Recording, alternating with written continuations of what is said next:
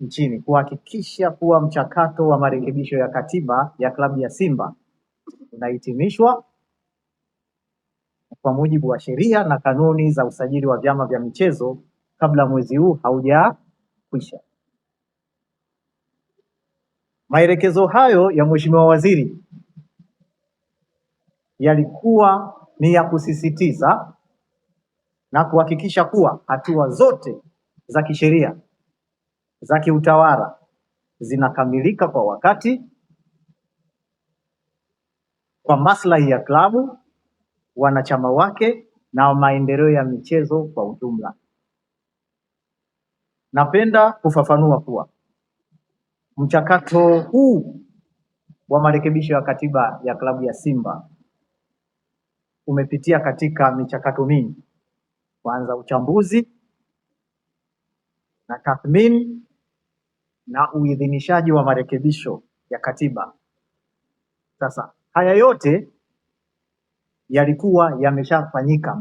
Mchakato huu tayari ulikuwa umeshachakatwa. Ulibaki mchakato mmoja ambao ulikuwa ni kuwakabidhi klabu ya Simba katiba yao, kwa sababu katika michakato tulionayo kuna michakato wanawasilisha katiba.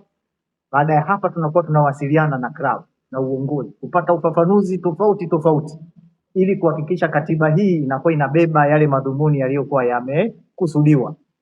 Kwa hiyo katika mchakato huo, mchakato wa mwisho kabisa ni wa kukabidhi katiba, ambao unapokabidhi katiba hiyo unahakikisha kwanza uongozi wa klabu ya Simba una sign, unakubali kwamba haya ndio marekebisho sahihi na yamebeba yale maudhui waliokusudia kwenye fomu maalum ambayo wana sign, ambayo tayari sasa kupitia maelekezo hayo ya Mheshimiwa Waziri, ofisi ya msajili imeshakamilisha hatua hiyo ya mwisho ya kukabidhi katiba na kupokelewa rasmi, ambayo katiba imeidhinishwa. Kwa hiyo katiba ya klabu ya Simba imeshakabidhiwa kwenye uongozi wa klabu ya Simba. Kwa msingi huo, napenda leo tarehe 18 Februari 2026 utaarifu umma kuwa mchakato wa marekebisho ya katiba ya klabu ya Simba sasa umehitimishwa kikamilifu kwa mujibu wa sheria na kanuni wa vyama vya michezo. Baada ya kukamilika kwa hatua zote, ikiwemo kukabidhi rasmi katiba hiyo kwa uongozi wa klabu.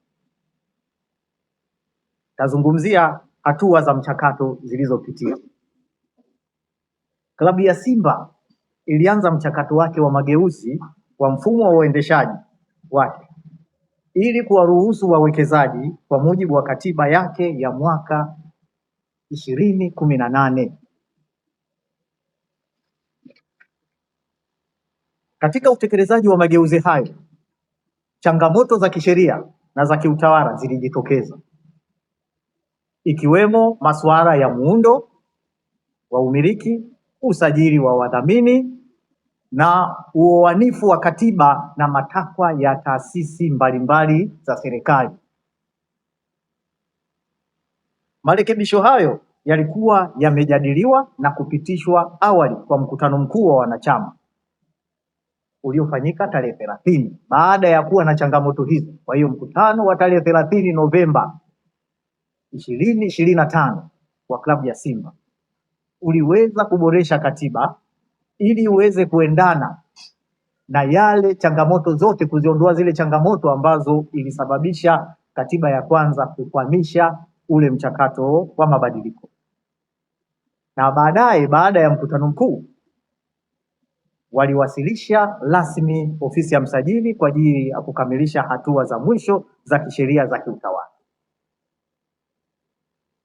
Sasa klabu iliwasilisha mapendekezo hayo kwa mara ya kwanza tarehe 10 Disemba 2025.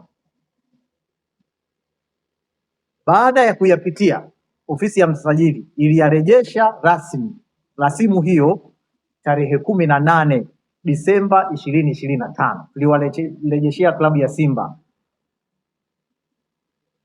kwa ajili ya kufanya maboresho na uoanifu zaidi ya matakwa ya kisheria na kanuni. Tarehe 24 Disemba 2025 klabu iliwasilisha tena rasimu iliyofanyiwa maboresho katika kuendelea kutekeleza wajibu wake wa kisheria wa kuhakikisha ukamilifu na uwazi wa masharti yaliyopendekezwa na ofisi ya msajili. Waliwasilisha katiba hiyo tarehe 5 Januari,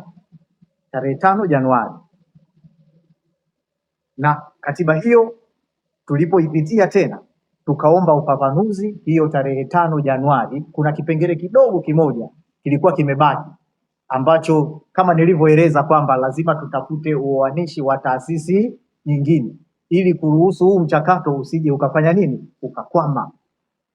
Kwa hiyo tarehe 5 tukawarejeshea tena wafanye tena nini, hilo boresho la mwisho 2026. Kwa hiyo na kutoa ufafanuzi uliohitajika kwa klabu, uliwasilisha toleo la mwisho tarehe 5 Februari 2026 kwa ajili ya kuhitimisha mchakato huu. Katiba iliyorekebishwa iliwasilishwa kwa msajili kwa mujibu wa kanuni ya 11 ya kanuni ya msajili wa vyama vya michezo, tangazo la serikali 441 ya mwaka 1999 ili ipitiwe na kuidhinishwa. Kwa mujibu wa kanuni ya 11 kanuni ndogo ya 3A kanuni ya msajili wa vyama vya michezo, tangazo la serikali 441 ya mwaka 1999, msajili ana wajibu wa kuhakikisha kuwa marekebisho yote ya katiba hayawezi kuhatarisha usalama, kuvuruga amani miongoni mwa wanachama au jamii kwa ujumla, wala kuathiri maendeleo ya chama. Hiyo ni kanuni ambayo inaniongoza mimi kama msajili. Baada ya uchambuzi wa kina na wa kisheria na wa mashauriano ya kitaalamu, serikali imejiridhisha kuwa marekebisho haya yanakidhi matakwa ya kisheria na hayana athari hasi kwa wanachama, wawekezaji au jamii kwa ujumla, hivyo yameidhinishwa rasmi.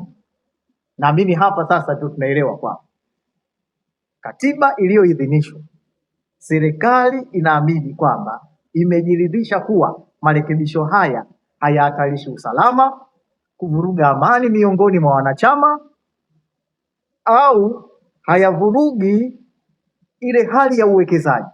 Inaweza ukawa uwekezaji uliowekezwa au utakao kuja kufanya nini, kuwekezwa. Kwa hiyo imeangalia engo zote na kujiridhisha kuwa sasa inaidhinishwa rasmi kwa ajili ya kuendelea na mchakato.